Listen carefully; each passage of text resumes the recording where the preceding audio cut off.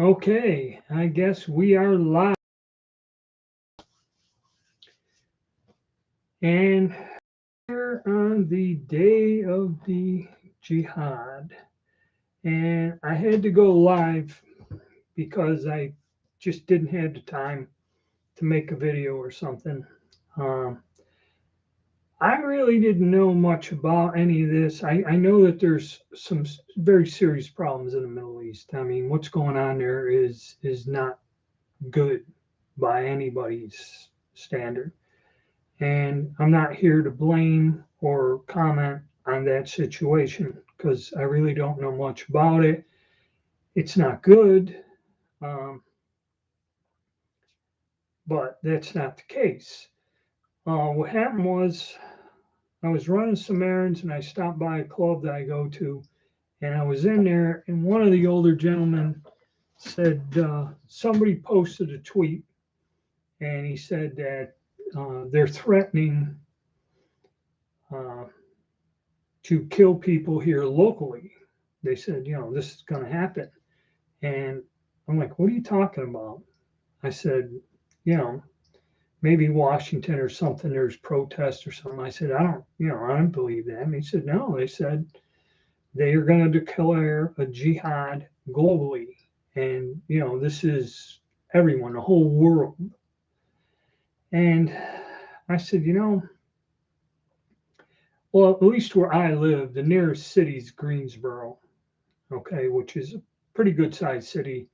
Um, and that. But they said, yeah, they're gonna do something in Greensboro, the threats and that, and everyone's thinking. But then turn the news on today, and you see where they had the governor of New York has mobilized everyone, all police, all off-duty cops now got to be on duty today.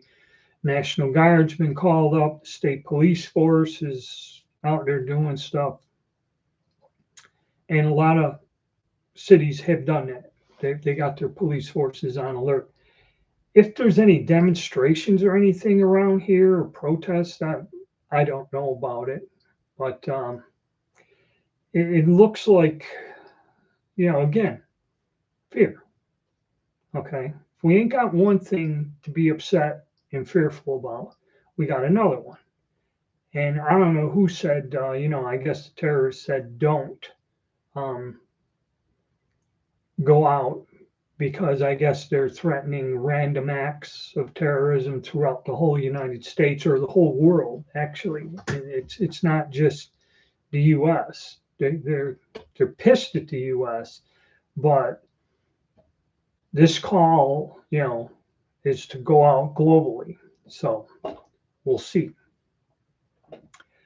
Just when we kind of got over everything and things are getting back to normal, and I told you guys, coming up here to the election, and a lot of people said the last quarter of the year, last end of this year, and into next year, things are going to be bad. Okay, real bad. And I have no idea what they're going to throw at us. Okay, inflation's bad. A lot of people have lost their jobs. Unemployment is a serious thing. I mean, I haven't watched the local news, but the numbers they're giving you are false.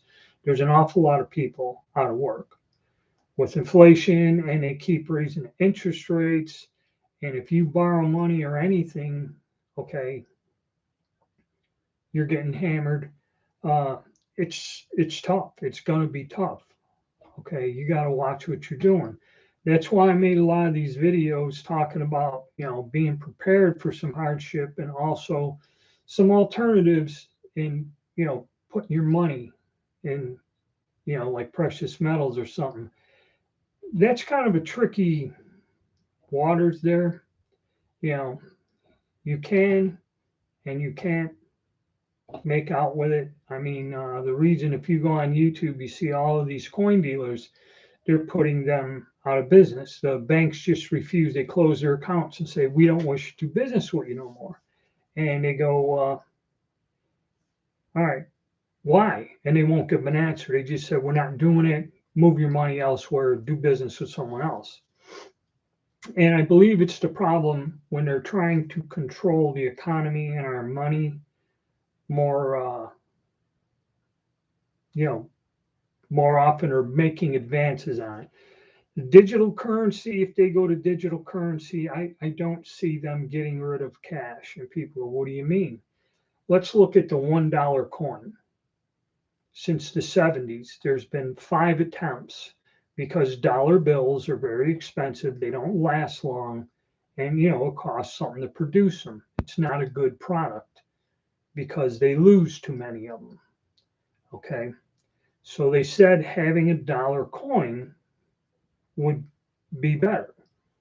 The coin will last longer, okay, and it's functional, but everyone hates them. They made the big Eisenhower dollars, then they made the Susan B. Anthony dollars, which are mistaken for quarters. And a lot of times when I get quarters, I'll find Susan B. Anthony dollars in there. So then they decided to make a dollar and color it. I think they had a Saskatchewan dollar, and then they had the presidential series of dollars here recently that were gold colored, so you can visually identify them. You don't see them in circulation, just like the $2 bill. It's not popular with people, and they don't do it. Okay, and so to go to digital currency, I doubt that. Why I've been talking about alternatives is because it's pretty good to have another way of doing it. Doing something with your money other than waiting for the government to decide how to screw you. Now, let me see what we got. East Village Lounge, good morning. Sherman Sales. Yeah, people say trade and ammo will be a currency.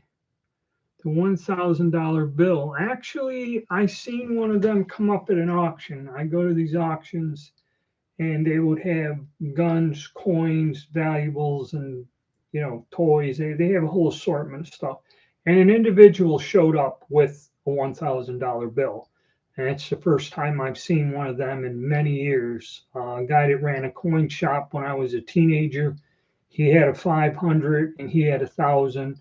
And when us kids used to come in after school to his shop, like I remember when he got to 500, he'd let us, look at it. He'd actually pull it out of his sleeve, let us hold it in our hands and look at it. And I've held a 5 and I've held 1,000. I think Woodrow Wilson's on 1,000. But again, because I remember if you wanted to go and use cash back in the old days, I asked a guy, if we're going to buy some antiques or something, I said, why don't you get 500s? And he goes, they're really not accepted. He goes, if you wanted them, you could get them, but you had to get documentation from that bank, take it to another bank. They verify the documentations and they would take it. So, which state do I live in? Wonderful state. An air bridge. Yes, that is. Erie, Pennsylvania. So, now we're getting into this. And this whole war thing and that, to me, it's all kind of a coincidence, or too many coincidences. All right. First, they had, like my wife was freaking out last week or early this week, they had that nationwide emergency broadcast system test. Okay. Then we're sitting there, and on the weekend, all of a sudden, this war breaks out, which kind of isn't nothing new. This has happened several times since the State of Israel was set up. But this time it was particularly violent and nasty, okay, involving a lot of innocent people being killed. So again, if we're going to get involved or how this escalates, this could be something that gets into a larger conflict, which is frightening. And, our own economy and the situation, like I was mentioning, unemployment's high. The economy ain't doing good, and what they're doing with changing everything with interest rates is going to make things difficult for us. They wish to control your money, so it's like anything you sell, I guess, on eBay or any type of money, I used to have a PayPal Pay Me account. Now, if that was still running, if you donated $5 or something, I had enough people donate to where I hit that $600 limit. Anything over 600, I'm gonna get taxed. Okay, which kind of defeats the purpose. People ain't sending me huge amounts of money. I'm lucky to get a $5 or $10 donation for the channel. But now that's taxed, and of course, the ad money always has been taxed. I get a 1099 from Google every year. So they wanted to get to where they control everything. Okay, and that's what it looks like it's going. And also this constant fear and anxiety that is needed to motivate people. Okay, because that's how you keep people on edge. That's how you can make them do things, is through fear and intimidation. And it kind of seems like this is going on here now. The global jihad, I guess it's happened before, but this time around, people are nervous because everyone's really highly emotional about this. And I know in the larger cities like New York City or something, where you have large communities of these people, there's a lot of problems. If there's going to be random widespread activity, I do not know. Okay, I kind of don't feel that there is, but you never know nowadays. But the thing is, you just can't let it frighten you. And once I'm done with this live broadcast, it's one of the reasons I went live, is to discuss this topic. I'm going to go about my damn business. Okay, I'm not going to worry about being attacked or anything. And I doubt very much that anything will happen. Okay, because like I said, where I live, there's, it's not a large city or heavily populated area. More your major cities are going to have larger communities and more diverse communities in a larger city. But I don't know. The conflicts in the Middle East and the strife and political problems have gone on for decades and decades, for a long time. And really, I don't know if there is a solution. Okay. Like I said, I really don't know a lot about it. Okay, the exact details. And unless you've lived there, okay, and been in the country and seen firsthand for yourself what goes on,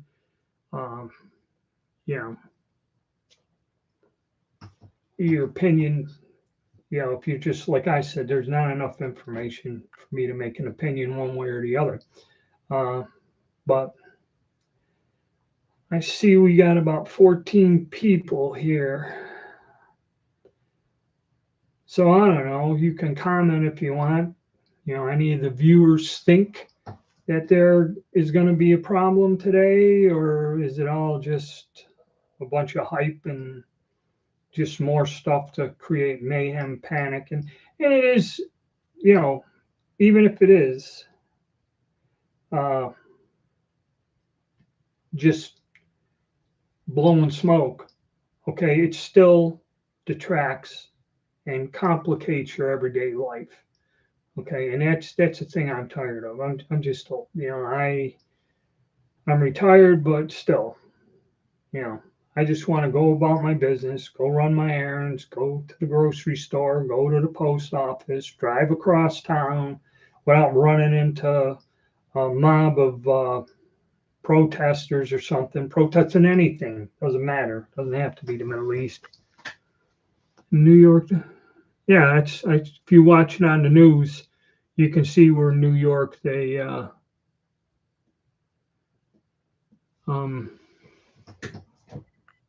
mobilized. All the police are on duty today.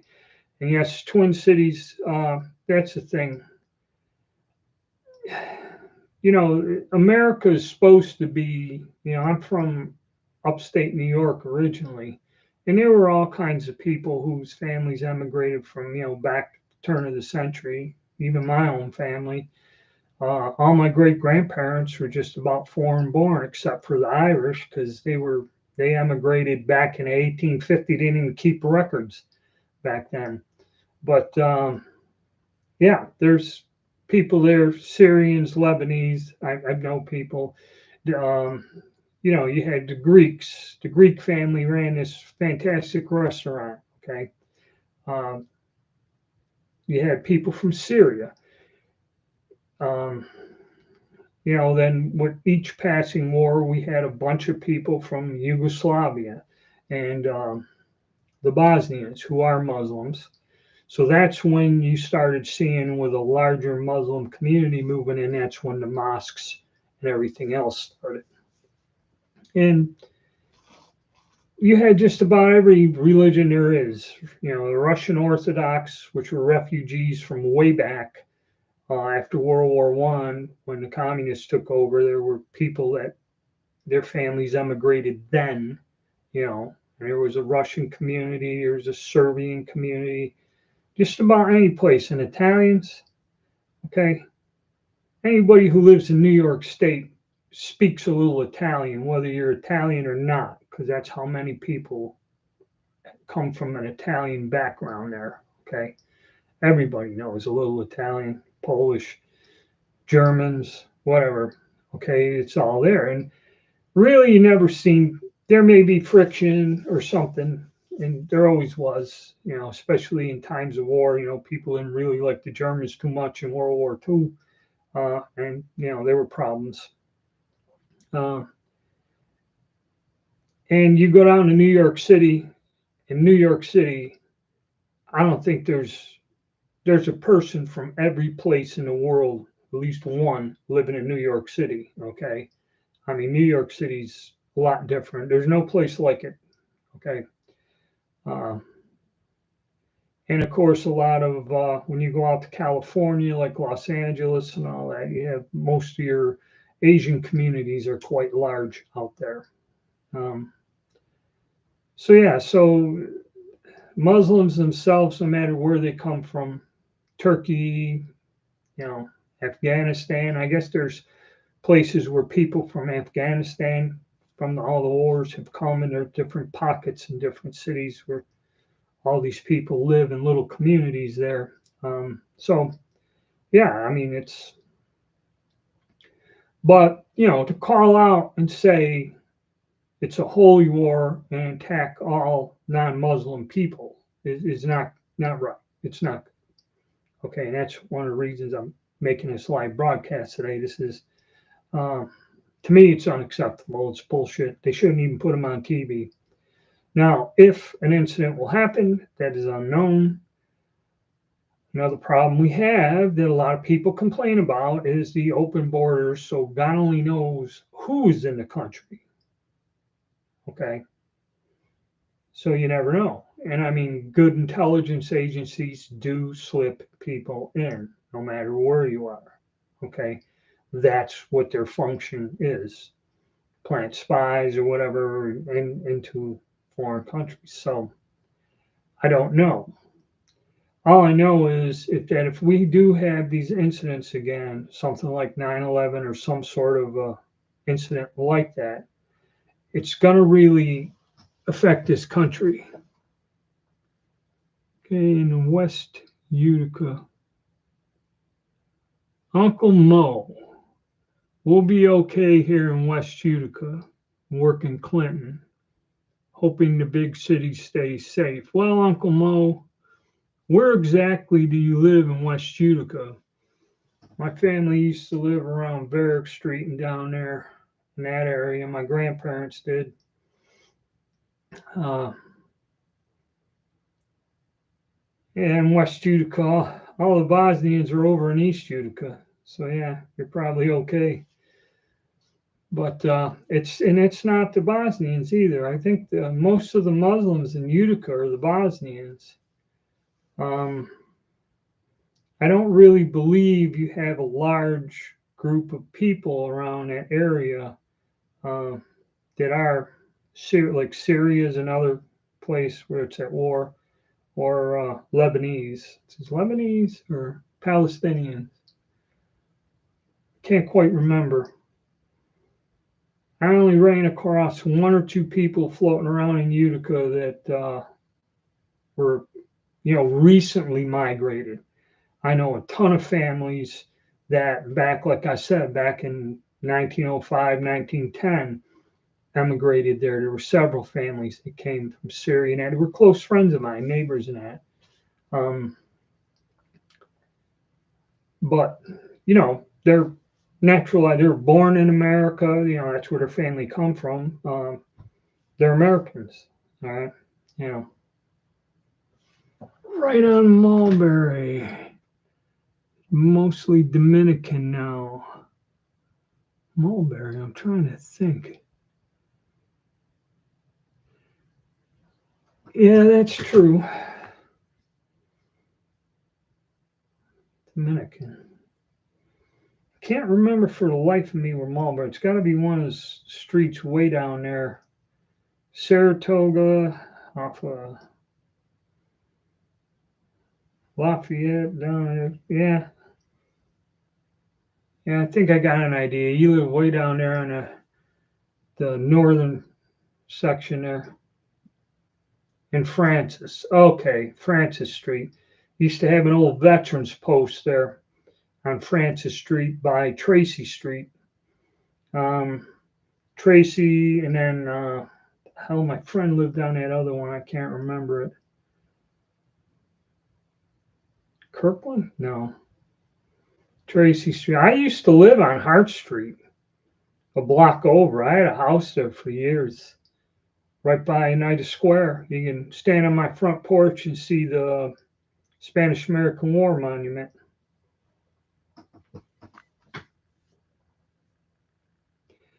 Yes, that pistol, the Warrior, because I can't pronounce that.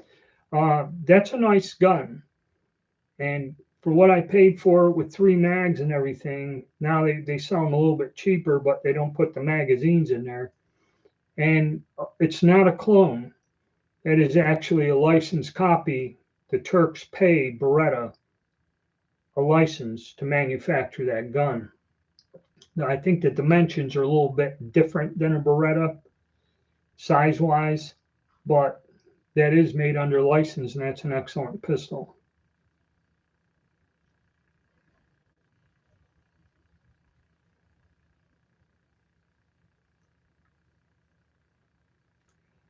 Yep. So now we're back to whatever. I get bored. I got to go run my errands soon and see what goes on. Thank you, East Village Lounge, for that. Um, yeah, the live stuff. See, now I don't know if I've mentioned something. This could be taken down. This could be banned or whatever. I know you can't mention the other conflict that has been going on for years. Uh, if you say anything derogatory or not politically correct, they can shut my channel down over it. Yeah, Rudy, I'm gonna do some more on that. Those gold backs, I like them. Okay, I just got a few of them, and I took them out. And yes, thank you, East Village Lounge. I will. These gold backs, I got a bunch of them to where I could hand them out as tips. The ones are worth like $4. And the thing is, I handed a couple of them out to a few people working in the bar yesterday. I said, "Do you want like cash or do you want this?" "What's that?" I mean, the one woman looked at it like a damn kid at Christmas. She was amazed by it. Okay, she went absolutely crazy. So I said, "Here, it's a $4 tip, is what it is." Okay, and that I believe is the way to go. But see, in studying that, other than the precious metals, I've dealt with them in the past. The hardest thing is if you accumulate a lot of precious metals, okay, you still have to go somewhere and find someone willing to pay you. Now, a guy did a video where he had these 10-ounce bars. He needed money, calls his coin dealer, and basically you're going to go to a coin dealer. And he said, I'm going to bring you 100 ounces of silver. And the guy looked at the bars, couldn't figure out where they were, where they came from, and refused to buy them because he didn't, recognize the company or something. And there was some place that sells them just a little over spot. They were done in a refinery in Turkey, which if you look up this name or whatever the initials are, you're not going to find it. And he said the dealer tried finding this company and he couldn't. He refused to buy them. And I was warned about that a long time ago by a coin dealer that if you're going to buy bars, make sure it's from a company that is recognizable, like Engelhard or something, or even Sunshine Mine is, recognized.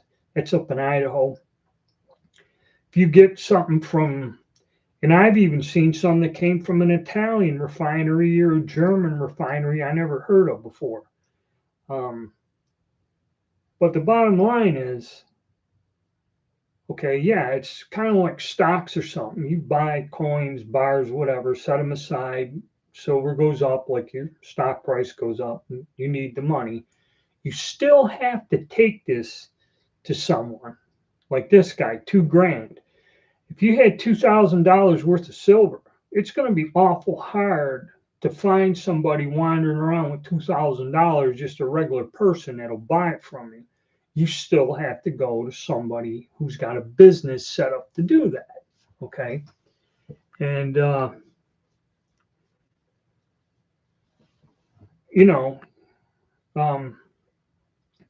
so there's a problem, and that's the only drawback about it. Okay. If you're using it to preserve wealth, and the only other thing is, if you do buy that, and the reason the government hates it and that is then your assets are off the record. They're invisible. They can't keep track of you. They don't know if you're making a capital gains or anything, if everything's done just covertly, and that's why they're shutting these coin shops down. Okay. I went to test. It's been 15 years since I even stopped into a coin shop. Actually, a couple of ones that I did business or sold some silver to are no longer in business here locally. So I went somewhere and I went in there, I brought something, and I just brought a small amount to see what the guy would give me. Okay, see what he's paying. So a few items, I had like 5 items. I put them in there and he just, okay, I'll give you this. And I said, all right, I'll take it.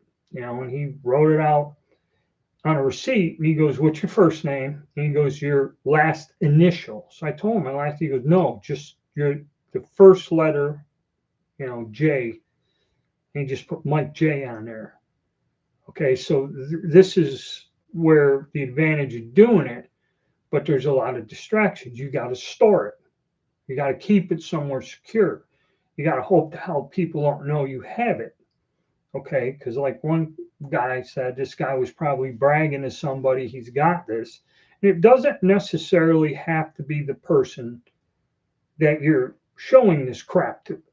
Okay, this person can just go wander around and somebody could be somewhere and overhear him go, well, what's his name's got this safe and it's full of all of this stuff and this and that. And then next thing you know, he said the guy was holding on to stuff for 20 years, had a giant 5-foot tall gun safe or something. And when he was out one night, somebody broke in the house, cut the thing open and took all the stuff. So that's another problem. Any physical wealth, be it your firearms, gold, whatever, your car, they steal your car, So, yeah. And that's the only downside. And like the one guy said, if society collapses, now everything's worthless. Cash money's worthless, precious metals are worthless, all that stuff. Okay. So, what are you going to do? Like a silver coin. I had one, just as an example, when I was fooling with that, I know a lot of people, I had a silver eagle. And I showed it to a guy. I said, you got this with a little bit of gold in it, or you got 1 ounce silver eagle. And he looks, I said, would you give me $30 for that? $30 of silver? He's like, but the little shiny piece of paper that's only $4 or plastic or whatever the hell it is, that bedazzled them. See, so, getting somebody to take your hard silver, be it an ounce or whatever, or gold, is difficult unless, a person that'll buy it. Like when I sold mine, I ended up listing it on eBay and just listed it, and I would probably get about spot for it, maybe a little less. But because I bought it when there was a huge price difference, it's still in the plus. I wasn't losing. Okay. And like now, I've seen gold's going up, silver's going up. If you buy some now, you're paying a high premium and it better keep going up. But usually, whenever it spikes high, it may drop down again. And this war is making it spike. So if you've been holding some, now may be the time to get going. Singer. Guy on Gunbroker posted X drill rifle, $525 down. This morning he raised the price to $695. All right, drill rifle. Oh, those are the ones I had in NJROTC. Okay. And what they did with them, they machined the top half of the receiver off, put it on there, and then if you pull the trigger guard out, they welded the bolt into the receiver. And I think they plugged up the barrel with a weld rod or something. So the gun, other than the stock bands and all right, East Village Lounge, take it easy and you have a good day too, sir.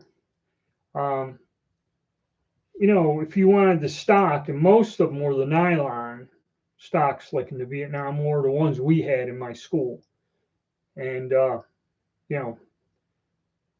but mag cut off, yeah, the magazine cut off, milled the well off, but still that bolt is welded in the receiver. You're not going to get any parts at all out of it. And I believe them drill rifles are going for a couple $100. Now he's trying to charge you about the same price for an actual Springfield rifle that is operational. It might be a little beat up or something, but it's $600 or something. That's about what a decent Springfield will cost. Not a mint one, but a good one, $600 to $800, unless you're living in an area where they get a little bit crazy with it. But yeah, for a drill rifle, no, I wouldn't even pay the $500 for it. Because I don't know. I know the government ended up selling them.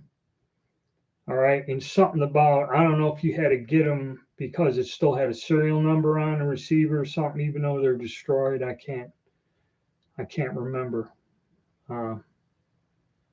about those. But yeah, going back to I'm going to do a video on the precious metals. It is kind of good to have some, but the problem with those is you must have a way of converting it back into something. And like I said, if it's not a coin dealer, then, if you listed it online, something like eBay, people would buy it. And that's how I liquidated mine and got the most money out of it. Because if I did it through a coin dealer, I would not get the full premium close to. No, I don't. I can own them where I live if I wanted them, but I've never, the tax and then, having to go through the police. Another thing the police have in their file and that. My neighbor does. My neighbor's got suppressed 22s and I think a suppressor for a larger rifle. And, he pays the tax. Sometimes he waits almost 8-9 months to get the paperwork through and that. And they're okay, but then again, to me, then you got to try to sell them, short barrel rifles and suppressors. You probably could sell them. I know there's several shops that sell them around here. I just never got into the expense or the fact of having it registered. You know, never had a desire, okay, or the need for it. I mean, they're neat. You know, if you didn't have to go through all this crap to get them, I probably would, but I don't. I don't have any because I forget what he had some sort of shotgun he bought from a police station, and it had like a 14-inch barrel on it. And he was showing it to me. It was a nice shotgun. It was a semi, just a standard gun, but with a real short barrel. And he went and had to put that on the paperwork. But you could go and get them stupid pistols with the handle on the end of it, you know, and it's just like buying a pistol. So whatever it takes to buy a pistol, you can buy one of them, which another gray area there, short barrel guns. Yeah, but kind of been going through my stuff. Haven't really gotten out and done any reloading because it's cheaper to buy ammo now than it is to reload it if you can find the reloading components. Milsurp Duo, okay. But yeah, and see, the thing I'm worried more about now that I'm retired is finances. That's what I'm keeping my eye on. You know, I ain't worried about, you know, the pistol brace and all this nonsense in the courts and that throwing it out, but we got to wait and see when the ATF now, if you try to sell a firearm, you're going to be as a dealer or whatever, you know, this is going to be fair enough. Do I look at everything?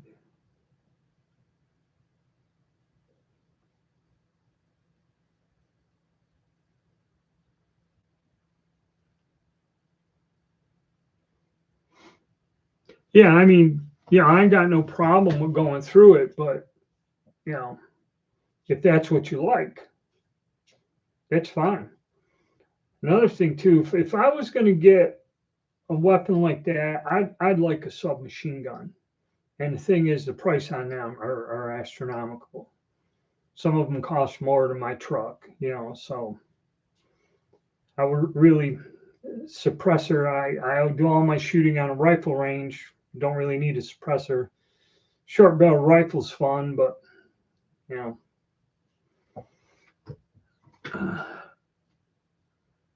Working on loads for 7.7 Jap, GP90, 9mm Steyr, 8mm.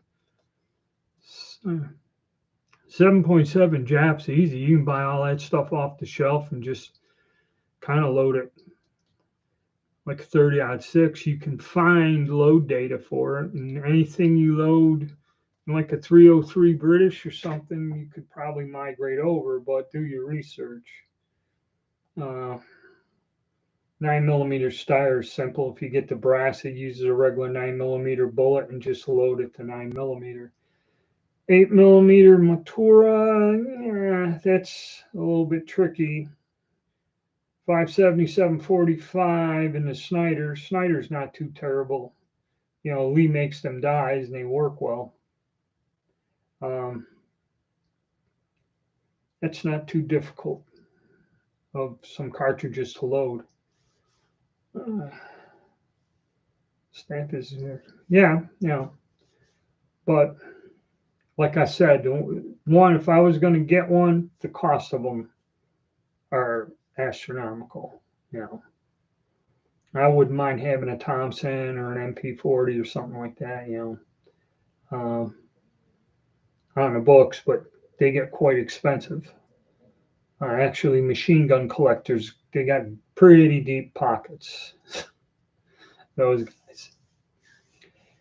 Yeah, so that's what I've kind of been working on, just organizing my own thing financially and that. And then, like I said, with everything going on, now they said there's going to be another health issue. Okay. Now, if this goes sideways today and something does happen, real or not, I don't know, they can start restricting movement and stuff again.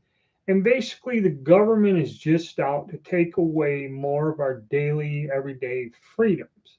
Okay, and that's the problem. Yeah, they're all over the place. We gave that stuff away. Lend-Lease Act. That's where all them kits came from. Is the Russians had a whole pile of them. They put them in the tanks we gave them for the crew, but they didn't have no ammo. So they had 1927s.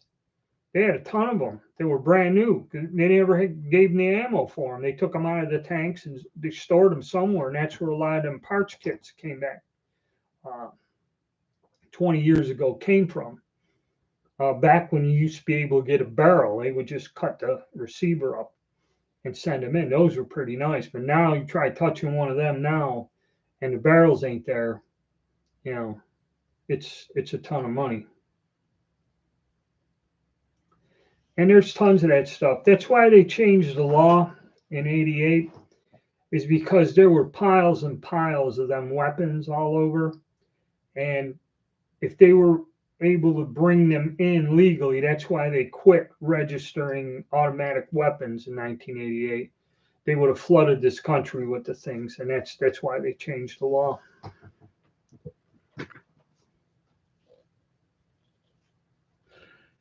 You know what?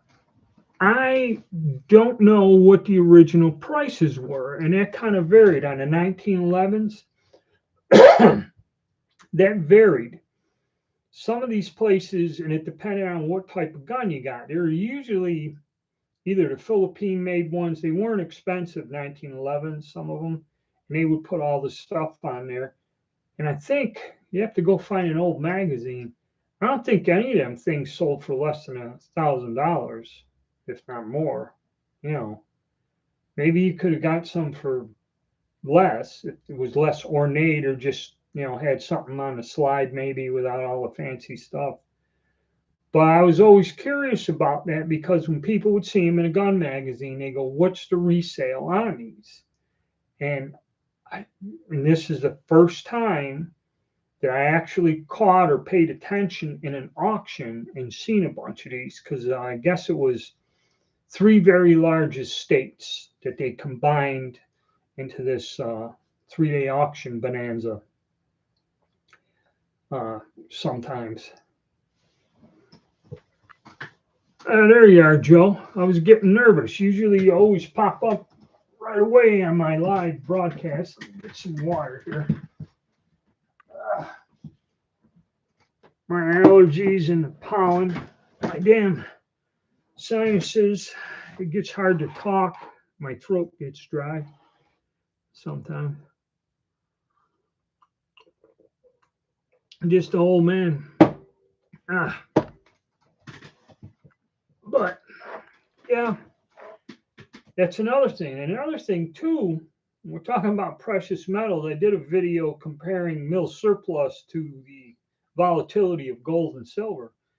I've seen ads where Beretta is still them little, like the Minx or the Jetfire, the little 22 with a threaded thing on there. Those things are like $500-600. They lowered them to $3 something with $100 rebate. You can get them for under $300. It's almost like half price. They're giving you a $150 rebate on it. I forget what they gave me on that little 9. They gave me a rebate on that thing. That's why I kind of couldn't pass it up. But yeah, the P17. I paid $200 and some odd dollars for it, almost a full shot, close to $300 after the sales tax and transfer. They're selling them for $175 now, a little 22s.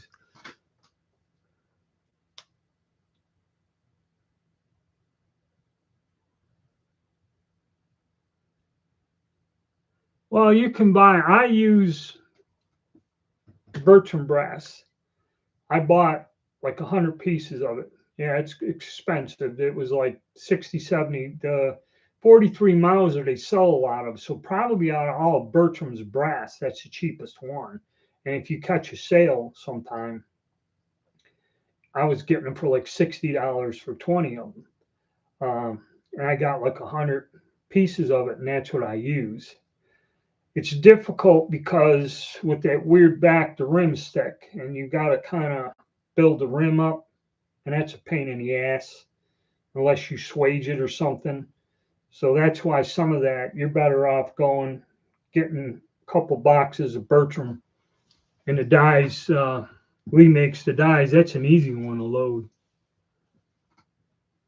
Yeah, live chats. Hoping to get back. Hopefully, I didn't violate a new policy by mentioning something. We started talking about this day of the Jihad. I don't know if that's banned yet or whatever. And we got into talking about several other things here, which is kind of fun. And guns, and gold and silver, and just how life's a pain right in the ass, no matter what you do. Things like that. But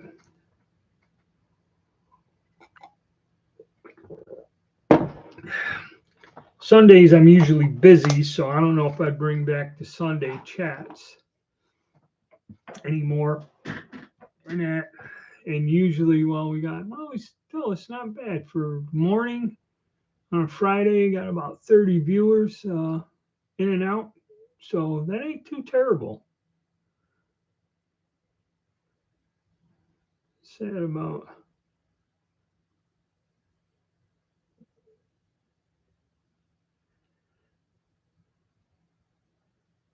Yeah, that's true. I mean, like I said, I don't want to be here to judge.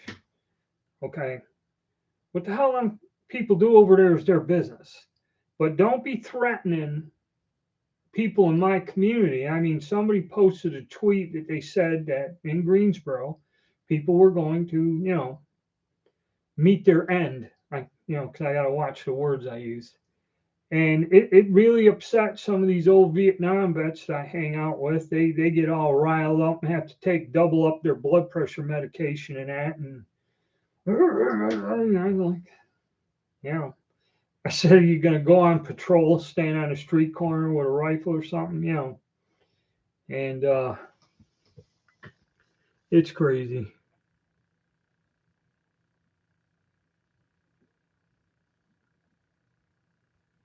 Okay, yeah, it could be.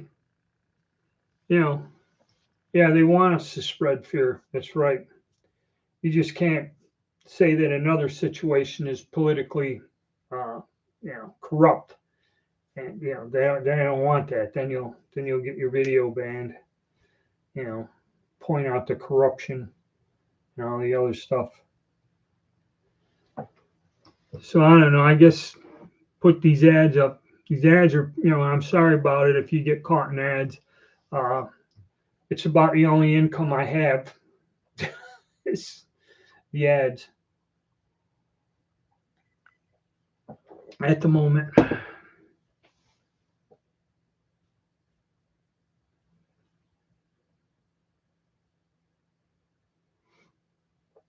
Yeah, well, I don't know if we had a house once, had a natural gas leak. I remember, I don't know if we heard the explosion in the city or not.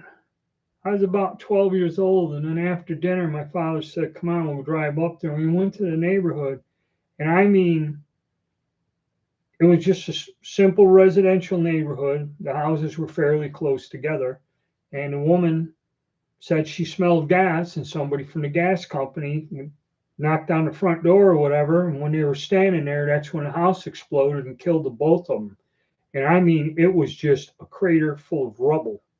It was like a 2-story house. It was a pretty good sized house. If you have a gas line ignite, that ain't good either.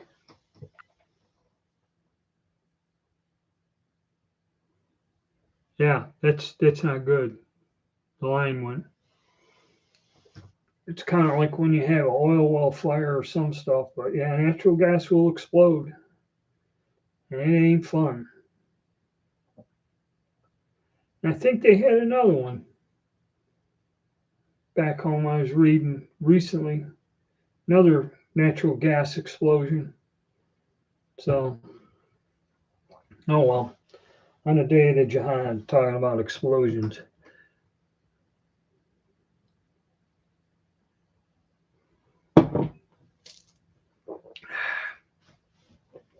Well, guys, I've been at it almost for an hour, and I still have to get out, you know, and run my errands and run the gauntlet and see if I'll make it to the end of the day, you know. But it was a good turnout, and I might start doing these in the morning. Let me think about it. Leave some feedback. Tell me, I don't know the guys' schedules, and there's several people here that I did not see in most of my regular live chats. Uh, some new folks here, but a lot of information, a lot of talking, which I like. And there's no, of course, I haven't been doing them live, so we don't get any of the weird trolls or whatever the hell you call them that end up clogging the chat up. But not new. But yeah. So yeah, I might get back into doing these because this is simpler for me. I can talk about one thing and several others all at once, and they are saved, so people could come back and watch them. But yeah, I may start trying to get in the morning or something, maybe some in the afternoon. So if you want, just there will be a comment section down there when this thing's posted. Come back and see if we can get a time, because on Sundays I'm busy on the weekends, usually Sundays and Saturdays. Uh, I do things to where I used to just sit and run these live chats, but might have to change that around. All right, guys, I thank everybody for showing up. Had a good turnout today. Nice little chat and conversation with all you gentlemen, and take it easy. I have to get uh, going and get my daily tasks done.